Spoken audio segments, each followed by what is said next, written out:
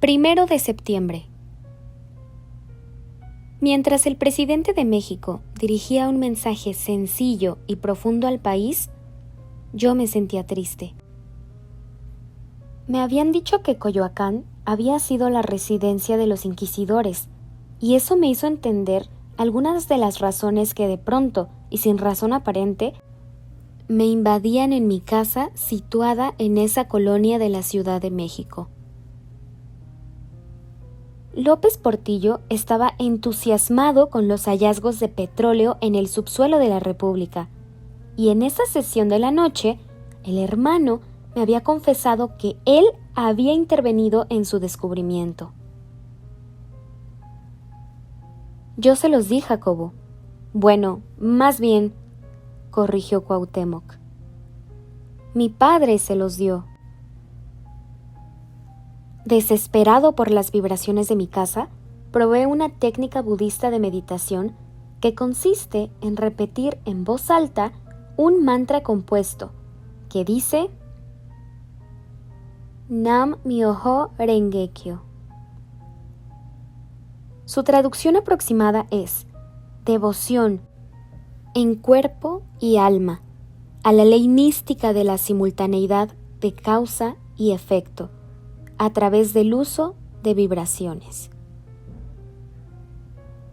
Me lo había enseñado una de las pacientes operadas por Pachita, y al probarlo me di cuenta que encerraba el secreto de la permanencia en un estado de amor. Encantado por la experiencia, comuniqué el uso de la técnica en el seminario de la investigación de la tarde, y todos mis colaboradores decidieron probar su efecto. Llegué a la casa de Pachita y me encontré al hermano dando consultas. Una ancianita se quejaba de insomnio y nervios. Cuauhtémoc le preguntó la razón de su dificultad, y la mujer confesó su tremenda preocupación por uno de sus hijos. Va a la escuela, dijo entre sollozos, y casi no lo veo y me parte el corazón. El hermano esperó a que se calmara y la aconsejó. Mira, preciosa, tú estás ligada a la tierra por ese amor, pero debes recordar que solo puedes ofrecer tu cariño si te encuentras en un estado satisfactorio de salud. Debes cuidar tu carne, porque si la descuidas, el amor que deseas para tu hijo no se lo vas a poder ofrecer. El siguiente enfermo era un gigante de casi 2 metros y más de 100 kilos de peso. Se acercó al hermano y no pronunció palabra alguna. Cuauhtémoc miró su pecho y lanzó una exclamación de asombro. Mi pequeño, le dijo, espera en el patio, que hoy te vamos a operar de eso que tienes en tu pecho. La primera operación fue de un tumor cerebral localizado en el tálamo de una bella joven. Su pelo brillante enmarcó su cara y se extendió en abanico al acostarla boca arriba sobre la cama de operaciones. El hermano me pidió sostener la cabeza de la joven mientras penetraba el cerebro por la frente. La operación fue muy impresionante y justifiqué los gritos de dolor de la muchacha. El cuchillo de monte abrió la frente y tras apartar el hueso frontal, dejó al descubierto parte del lóbulo frontal. Era extraño que a pesar del dolor, la cabeza de la joven permaneciera inmóvil. La misma inmovilidad la había observado en casi todas las operaciones. Los enfermos podían gritar, temblar y sudar de dolor, pero no se movían, a pesar de la obvia estimulación de reflejos involuntarios. Candelaria me había dicho que cada operado era colocado en un apartado especial, y al ver la operación de la muchacha, entendí que no había otra posibilidad para explicar la ausencia de movimientos intensos e involuntarios. De hecho, la descripción para el apartado de la cabeza coincidía con la de un esterotáxico para humanos, pero de cristal en lugar de acero. La siguiente operación también fue de la cabeza, pero ahora de un tumor cerebeloso que el hermano extrajo en menos de 2 minutos. Durante la siguiente operación me di cuenta que empezaba a ver. Una mujer de unos 30 años fue traída al recinto. Se quejaba de terribles dolores en su espalda. Sus riñones funcionaban pésimamente y Cuauhtémoc había decidido injertar un par de esos órganos. Le descubrí la espalda y con un algodón empapado en alcohol limpié la superficie. El hermano abrió el costado derecho y después el izquierdo. Las heridas eran gigantescas y brotaba sangre de las mismas. De la mesa adjunta a su silla, el hermano tomó 2 masas rojizas que identifiqué como riñones. Colocó uno sobre la incisión de la izquierda y el otro sobre la derecha. Algo succionó los 2 riñones y poco a poco fueron penetrando a través de las heridas. Yo, colocado a 10 centímetros del riñón derecho, observé su movimiento lento y constante, abandonando la superficie externa de la piel e internándose en la cavidad corpórea. Un sonido siseante acompañó el movimiento y mi asombro se completó viendo cómo las heridas se cerraban por sí solas. No pude reprimirme y empecé a decir que aquello era increíble, fantástico, extraordinario.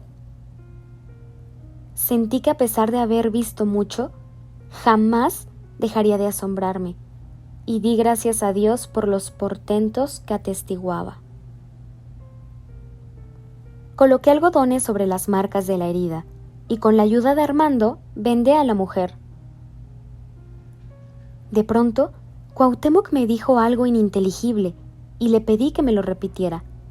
Por fin entendí que me decía que el siguiente enfermo era un daño.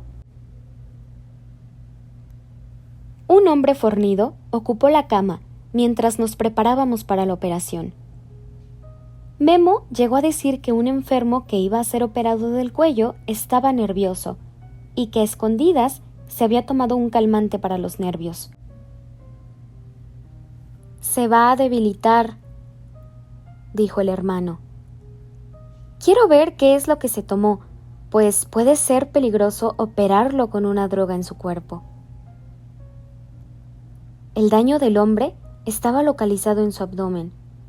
Cuauhtémoc abrió 15 centímetros del mismo y empezó a buscar con la punta del cuchillo. Después de girar y forcejear con tomó mi mano y la colocó sobre un pedazo de un sólido rasposo y de morfología compleja. Mira, Jacobo, para que lo escribas en tu libro. Yo sentí esa cosa y pregunté si debía sacarlo con mi mano. ¡No!, me contestó el hermano. Yo lo haré. Armando trajo un papel negro en el que fue colocado el daño. Mientras eso ocurría, el hombre rezaba en alta voz y agradecía a Dios por su salvación. La siguiente enferma fue operada de su columna. La intervención fue similar a las que ya he escrito del mismo tipo. Huesecillos alargados fueron incrustados entre las vértebras y pude palpar uno de ellos. Era complejo y su forma recordaba a la de un caracol cónico. Cuauhtémoc decidió operar al enfermo del cuello. Es mejor no tener compromisos, me dijo mientras incrustaba el cuchillo y extraía un tumor del cuello del hombre. El paciente se veía relajado y era obvio que su aparente calma era artificial. Al final de la sesión, Cuauhtémoc se despidió de todos y antes de que regresara Pachita, una entidad distinta habló. «Hermanos», nos dijo, «pronto todos dejarán sus cuerpos, pero mientras eso no suceda, deberán recordar que su obligación es ayudar y dar amor a todo aquel que lo necesite. Después de decir aquello, se despidió y Pachita volvió a ocupar su cuerpo. Vibraciones. Pachita me había pedido que le leyera el libro que estaba escribiendo, y yo le había prometido hacerlo en cuanto estuviera lista la transcripción a máquina. Me sentía muy satisfecho de estar terminando el volumen, y al releer algunos capítulos me asombré de la dificultad que me había costado escribirlo, y de la sensación completamente contraria que tenía al leerlo. Parece que fue fácil, me dije a mí mismo bromeando. La mañana del viernes fue atroz, y solo hasta las 4 de la tarde empecé a sentir luz y optimismo. No sabía el porqué de mis súbitos cambios, y solo sentía que algo más allá de mi comprensión y control me afectaba.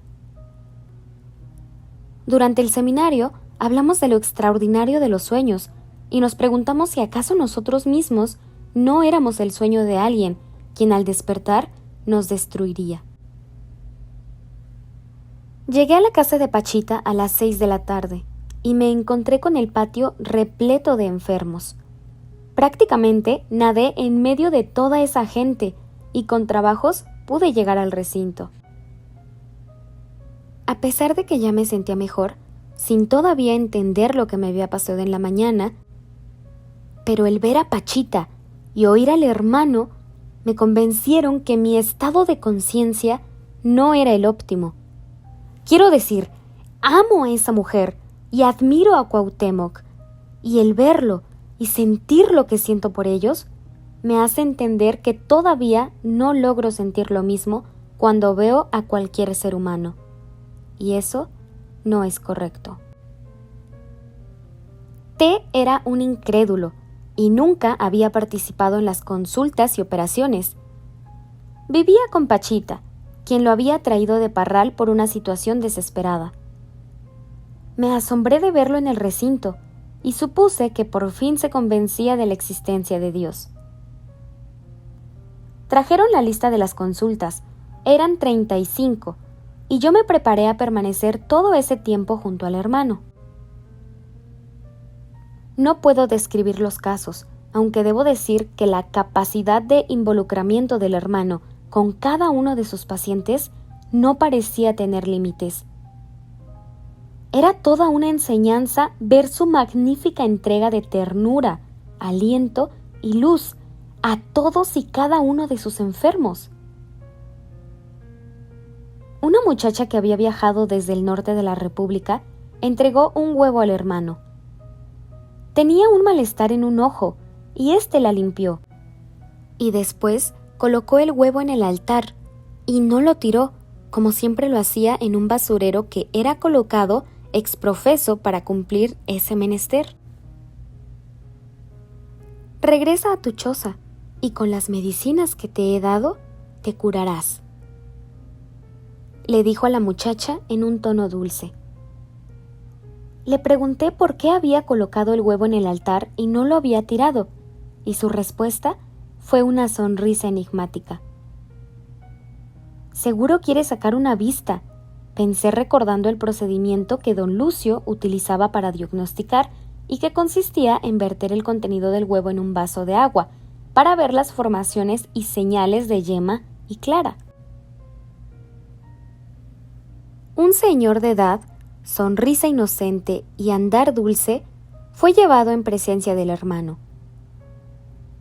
2 hijos del enfermo hablaron por él, mientras éste pedía una silla para sentarse.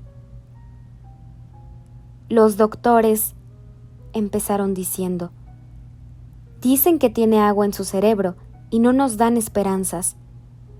Nuestro padre nació en Damasco y queremos que viva. Cuauhtémoc observó la cabeza del enfermo y después tocó su vértex. No tiene agua, sino un tumor. Si lo desean, tráiganlo dentro de 8 días y se lo sacamos.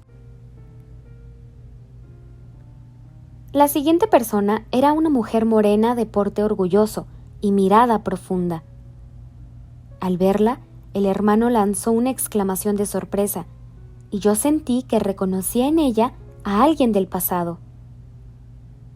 Se lo pregunté, y por alguna razón su contestación me estimuló una imagen en la que creí reconocer a su amada cuando era rey. Una mujer acompañaba a su esposo, quien no cesaba de temblar ni por un instante. «Tiene Parkinson», dijo la mujer. El hermano se sentó en su silla y se puso a observar los movimientos involuntarios del hombre. Su tendón de Aquiles está conectado con sus partes temblorosas. Si aquello era una metáfora, yo no la entendía. Al salir el paciente, comenté que los núcleos lenticulares de su cerebro debían estar descargando en forma incontrolable, y Cuauhtémoc asintió con un movimiento afirmativo. La siguiente paciente era una vieja amiga mía de Tepoztlán. Sus ojos despiertos y brillantes relucían una vida interna de la máxima intensidad. Se quejó de tristeza, y el hermano le habló de su belleza y del esplendor del mundo. Cada día es un milagro, y es todo lo que se necesita para hallar la felicidad. Tú eres la escogida, y debes saber que contienes la semilla del despertar. Yo lo sé, decía la mujer mientras las lágrimas asomaban en sus magníficos ojos. He tenido señales, pero ahora estoy confusa. Nada de eso, mi pequeña. Recuerda lo que te digo y volverás a la senda. Al salir, me volteó a ver y sentí el impacto de las palabras que había escuchado y un saludo. En ese momento entró Enrique y saludó al hermano. Este lo regañó fuertemente. «He dado orden», le dijo, «de que se respetara la lista de pacientes, y tú has permitido el desorden». Se refería a las primeras consultas, las que no estaban en las listas. Enrique salió cabizbajo y volvió a entrar acompañado de Memo. Dice el grillo, así apodaban a Enrique, que su mamá ya no lo quiere y que el hermano solo lo regaña. Mientras Memo decía esto, abrazaba a su hermano como queriéndolo proteger. «Es cierto», dijo Enrique con voz entrecortada. «Yo solo vine a saludarte y tú me regañas». «Mira, mi pequeño, el orden es el orden y tú debes dar el ejemplo». Había terminado las consultas cuando P, un ayudante, se acercó al hermano. «Una pareja de Nicaragua ha venido a consulta. Tienen problemas muy fuertes y desean verte».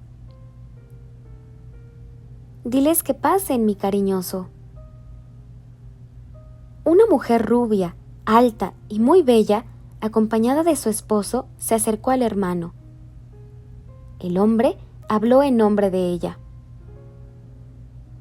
«Mi mujer», dijo, «tiene miedo de que le hayan hecho un trabajo cuando visitó Brasil.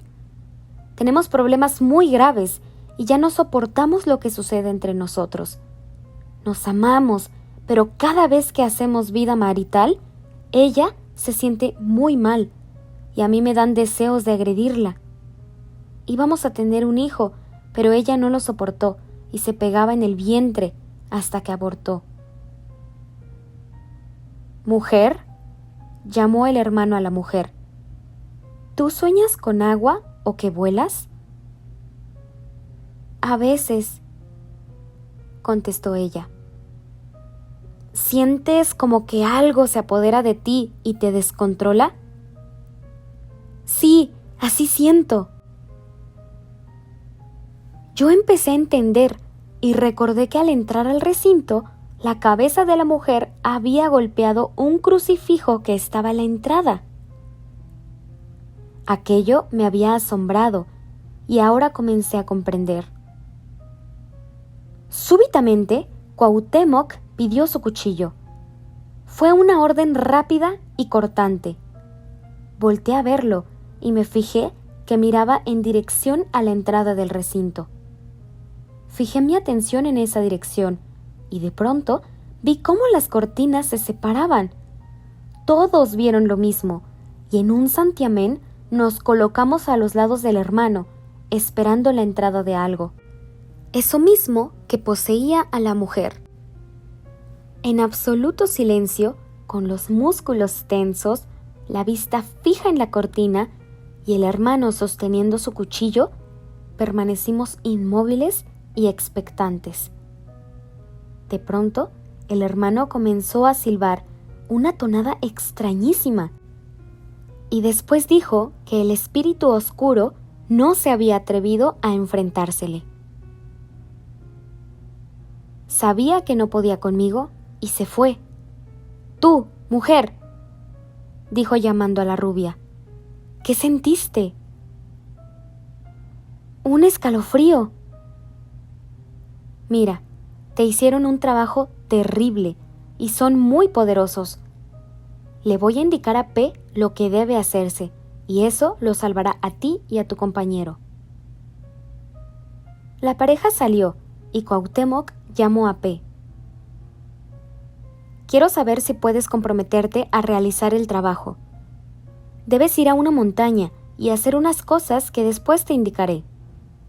Necesitamos 6 limpias rigurosas. La entidad posee a la mujer y mató a su hijo. Sé que tu mujer está encinta y debes evitar que esta mujer se le acerque. ¿Tomas la responsabilidad?» «Sí». «Muy bien, y ahora llévalos a su casa y ten mucho cuidado en el camino». Cuauhtémoc llamó a Memo y también le dio instrucciones. «No permitas», le dijo, «que mi carne realice ese trabajo. Ayuda a P y que el Señor los guíe». ¿Habéis entendido? «Sí». Iban a empezar las operaciones y el hermano pidió hablar con Gema, la hija de Pachita. Nos pidió salir y alcancé a oír un diálogo muy emocional. Después entré yo y le pregunté a Cuauhtémoc acerca de mis sensaciones de la mañana. ¿Es que quizás tengo algo mal en mi cuerpo o estoy cometiendo algún grave error? «Lo que te sucede», me contestó después de barrer mi cuerpo con su mirada. «Lo que te sucede es que cada día adquieres más sensibilidad y ahora estás detectando las señales de la próxima hecatombe». Por un lado me sentí tranquilo y por el otro inquieto. ¿La próxima hecatombe? El hermano ya había mencionado a esta y parecía estar convencido que pronto sucedería algo terrible. La primera operación fue de una muchacha ciega de su ojo izquierdo. La lateralización era manejada en forma muy especial por el hermano. Si el mal estaba de un lado, trabajaba con el otro, y este caso particular no fue la excepción. Me recordó las primeras operaciones de focos epilépticos en las cuales los investigadores se sorprendían con apariciones de focos en espejos trasladados del hemisferio cerebral sano al enfermo. Tomé la cabeza de la muchacha e inmediatamente me sentí sumergido en una sensación muy placentera. ¿Era ella o la energía que el hermano le enviaba? Y yo, en medio, sintiendo una felicidad muy especial. La joven no se quejó mientras el cuchillo y el dedo pulgar de la mano de Pachita penetraban en su ojo sano. Armando prendió una lámpara de mano y la muchacha anunció que veía con claridad. Una pareja entró después. La mujer parecía japonesa y ocupó la cama. Tenía un problema de sordera en un oído. El hermano pidió el cuchillo y la mujer empezó a temblar y a respirar alocadamente. Parecía a punto de desmayarse y era tal su nerviosismo que Cuauhtémoc decidió no operarla. El padre E había traído un sacerdote que tenía una hernia en la ingle. Mientras lo preparábamos para la operación, T observaba con tal atención y sorpresa que parecía que sus ojos se saldrían de su órbita en cualquier momento. Cuando el cuchillo penetró en la ingle, el hermano pidió luz y la sorpresa de T llegó a su clímax. «Eres de otro mundo», le decía el hermano. «¿Cómo puedes hacer esto?». Pregúntale a Jacobo. Él es escritor y te lo puede decir. «Yo no sé cómo se hace. Mejor pregúntale a Dios», le contesté. «Pero Dios no existe», dijo T con voz quebrada. «Si Dios no existiera, esto no sería posible», intervino el padre E. «Pero yo no veo ni siento a Dios», continuó T. «Simplemente no lo puedo ver». Deberías estudiar la forma en la que Aristóteles llegó al conocimiento de Dios. Quizá eso te permitiría comprender, dijo el padre E. «Pero Aristóteles era un ignorante», le contestó T. «Y su definición del hombre como ave implume lo comprueba». El hermano seguía operando y de vez en cuando sonreía, seguramente atento a la conversación entre T y el padre E. Por fin terminó y vendamos al sacerdote. Yo me sentía tan energetizado y seguro de mí mismo que empecé a platicarles acerca de mis nuevas investigaciones. En el laboratorio, les dije con voz confiada, estamos demostrando que el cerebro humano puede crear una fuerza antigravitacional y eso siempre sucede cuando ocurre un proceso de unificación informacional que podría definirse como una expansión de conciencia. «Eso me gusta mucho», me dijo el hermano. «También», continué yo, «hemos visto que existen niveles ascendentes de concentración informacional y que tanto el cerebro como el espacio están organizados en forma convergente, de tal forma que se puede concebir la existencia de puntos infinitesimales conteniendo la información total del universo. A esos puntos los hemos considerado como pertenecientes a un espacio de elevadísima sinergia, ocurriendo en ellos fenómenos muy interesantes». Cada vez me emocionaba más y no sabía si todos me entendían, pero continué. En un espacio de alta sinergia es tal la unificación que se trasciende el tiempo y el mismo espacio. Allí existe una máxima redundancia informacional y un alejamiento o quizás inversión de la fuerza gravitacional. Cuando un cerebro alcanza estados de elevada conciencia, también trasciende el espacio, el tiempo y la gravitación afecta el espacio que lo circunda, creando una fuerza antigravitacional. Al menos eso indican nuestros resultados experimentales. Eso sería, me interrumpió el padre E, la evidencia de un contacto con Dios.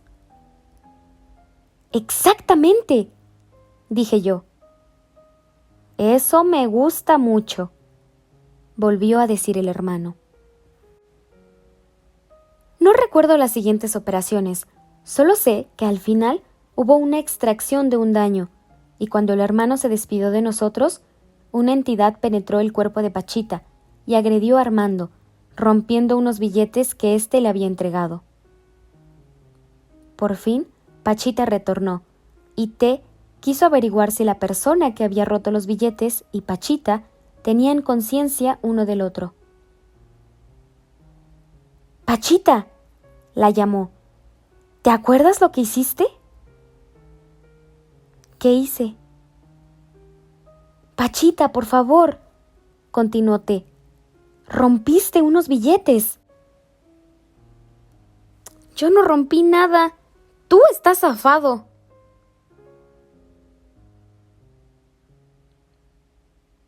Entre la justicia y la rueda de la fortuna.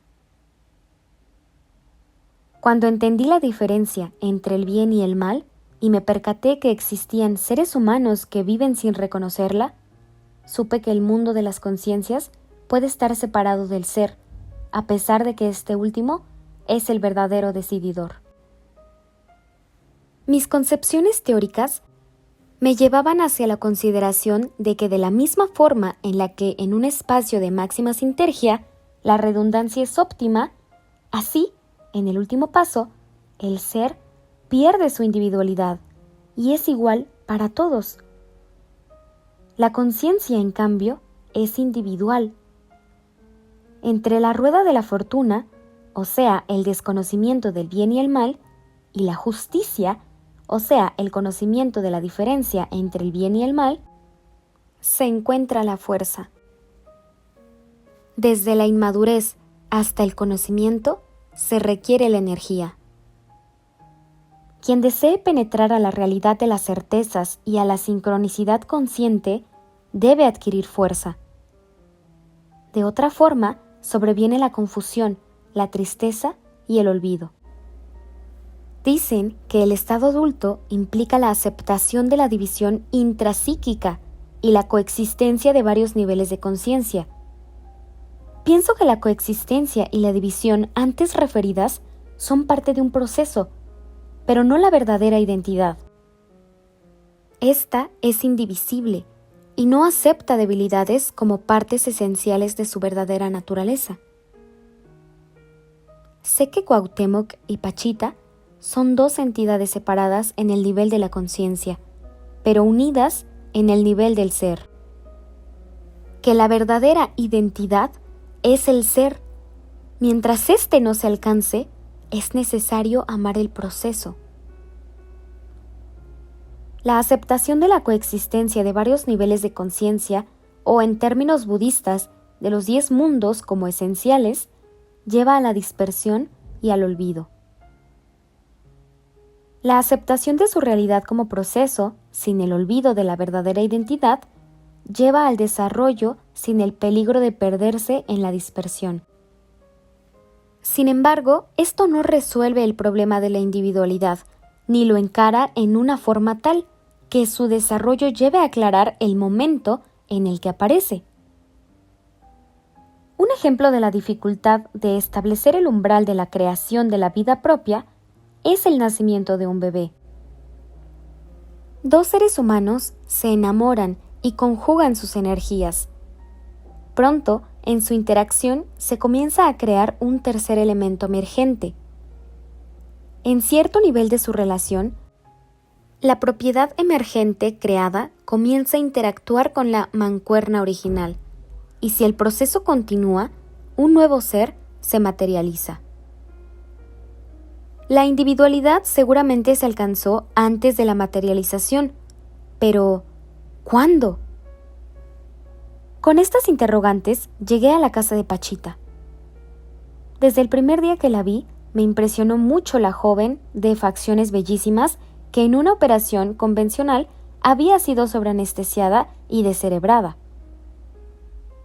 En silla de ruedas, inmóvil, sorda, muda, ciega y sin control motor, había sido llevada con Pachita, después de que una docena de neurólogos y otros tantos especialistas en otras áreas la habían desahuciado. Cuauhtémoc decidió reconstruir el cerebro de la joven, y en una serie de 10 operaciones, de las cuales yo había estado en las últimas 4, había logrado devolver el control esfinteriano, la vista, el oído, la capacidad de tenerse en pie y últimamente las primeras señales del lenguaje verbal. Injertaba porciones de corteza y de estructuras subcorticales en el cerebro muerto de la joven. Ante mi asombro y la felicidad de los padres que día a día la veían crecer, recuperarse y volver a ser ella misma.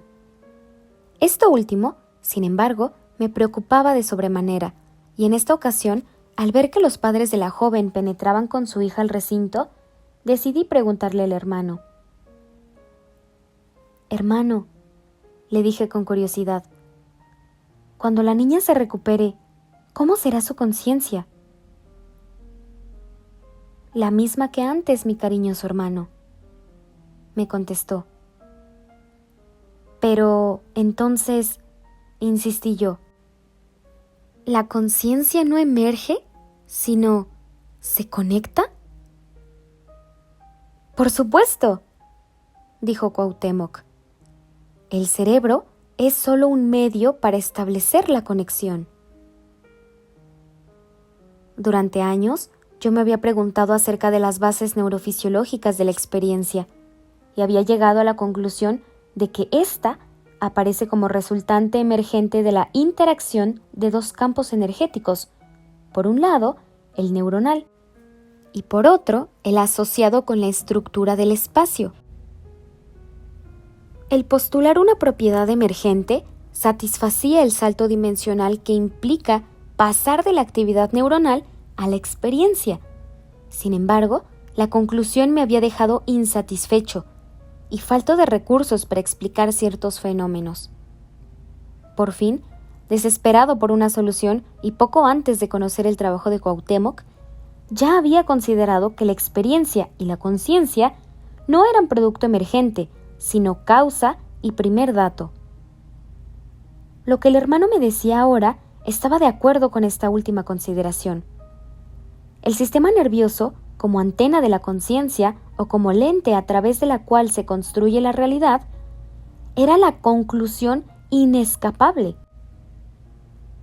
Esto no invalidaba el postulado de interacción energética, pero sí indicaba que su flujo direccional no era de la actividad neuronal hacia la experiencia y la conciencia, sino de esta última hacia la actividad cerebral.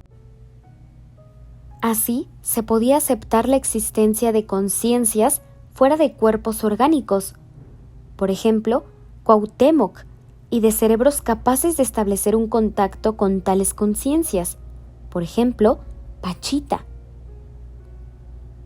Lo asombroso y extraordinario era la derivación lógica hacia la conciencia personal.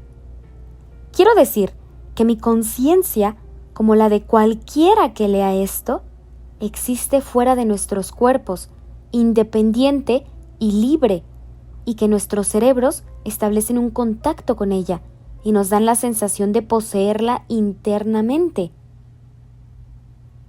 Tal es la conclusión cierta y asombrosa. Durante una de las consultas, una mujer se había quejado amargamente de permanecer en un estado de inquietud constante y de incapacidad para llegar a la tranquilidad. El hermano le había recetado orégano y después me había dicho que esa hierba era magnífica para los nervios. Pero también había dicho otra cosa que dentro del contexto de la independencia de la conciencia era clara. Necesitas impulsar tu desarrollo. Necesitas aprender a desarrollarte, le había dicho a la mujer. En la escuela chamánica mexicana, tal consideración, el desarrollo, es aplicada en forma muy específica. Se refiere a la adquisición de la habilidad para salirse del propio cuerpo. En realidad, toda escuela de impulso a la espiritualidad posee técnicas para realizar precisamente lo anterior. El yoga, la meditación, etc., hablan de lo mismo. El desarrollo implica la adquisición de fuerza y luminosidad. Se considera que existe luz y que una persona en el camino espiritual debe impulsar su luz y expandirla. Uno de los efectos de la adquisición de luz es la capacidad de desprenderse del orgánico. Otro efecto es la comunicación directa con otros niveles de realidad y conciencia.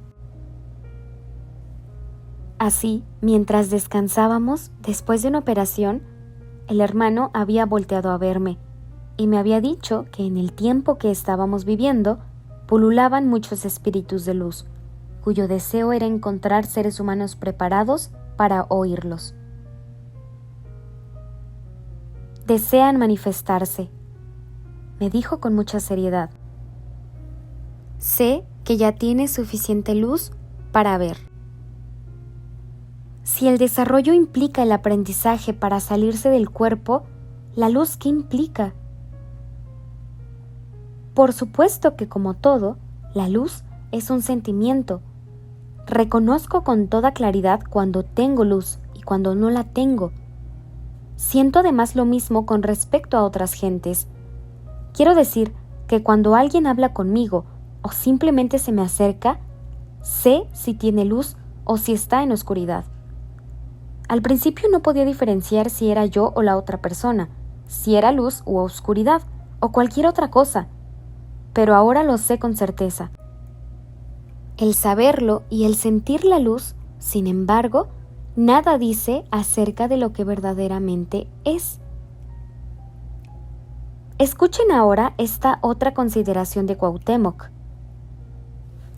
A veces, me dijo a la mitad de una operación de riñones, el espíritu todavía está cerca de un cuerpo que parece muerto.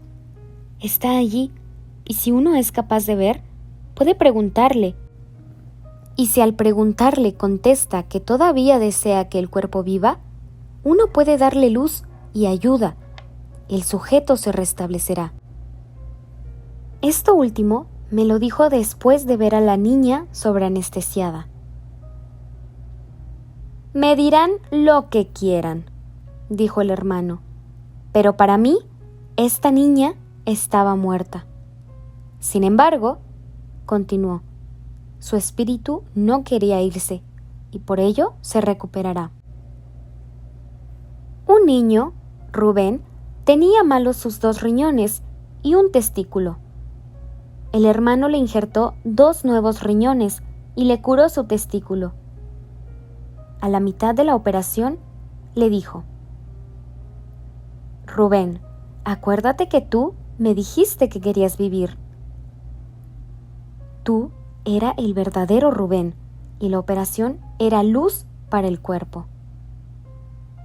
Todos tenemos luz, le había dicho Cuauhtémoc a una mujer. La luz se concentra en las palmas de las manos y cuando uno se frota una palma con la otra, la luz aparece e inclusive se puede repartir. ¿Qué es pues la luz? Las palmas hacia abajo colocadas a la altura de las rodillas significan un contacto con la tierra, la luz y el agua. Busca un lugar tranquilo, me decía Cuauhtémoc, y siéntate como te digo, y verás que vendrán a darte conocimiento. Ya tienes suficiente luz como para conectarte y en cierto momento sentirás que tu boca habla palabras sobrehumanas. Sentirás que existe un nuevo ser en tu interior. Sé que ya tienes suficiente luz para pasar de la rueda de la fortuna a la justicia. Suficiente luz para ver. Muchísimas gracias por quedarte a escuchar esta 12ª parte de este extraordinario libro. Te mando un abrazo con muchísimo cariño. Hasta pronto.